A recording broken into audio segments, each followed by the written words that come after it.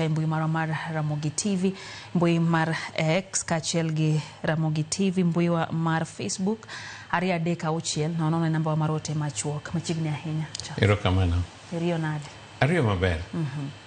Oganda nigi penjo mopogore opogore. Ang'e ni sawa tin to wadwa mondo watem mondo waduoke penjo machando chuny oganda.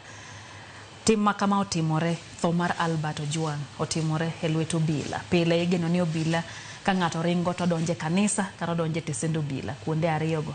To lwet obila kodhi okawe nyaka dalagi mbele jonyuol ne kawe to kendo ginyise ni odhi bedo safe kaeto bang'e to iwinjo ni owito ngimane. Bedo nade kae? Mokwongo en wach malit kuom lalo kijana matin kamano e yo mokoro be ni ng'ato lal godo.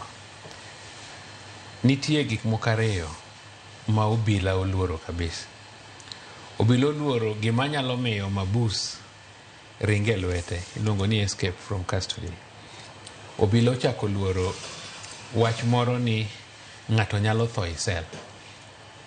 Wasebedo gi cases ma seche moko nogo ng'ato gi mob. To ka ng'ato biro e police station, to obila nwacho luoro ni ng'ato nyalo tho ne station mar obila. Obila bro temo matek mondo oter ng'ani e osuptal. Kata kotho, otho e osuptal, kik otho e station mar obila. Kane wan kijende kaya kwa chako tich, ne wan gi OCS wa moro niluongo ni Clifton Josephat Anami Msoso. No nyiso wa pile ndalo ka ing'e ne wan gi team miluongo ni Flying Squad. Ono nyiso wa ni jo CID gi kokelo ng'ato ka, to nyaka unyisa.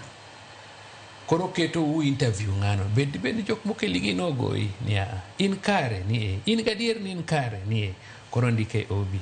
Okel ng'ane gi joma kama owacho ni en kare to nyisi ni ket signature marika ka in kare. Reason manage protect ni kik bed ni kata jo moko dhi mogoyo ng'ato. Kata mano obila weteu to biro keto ng'ani e sel as ng'ani tho.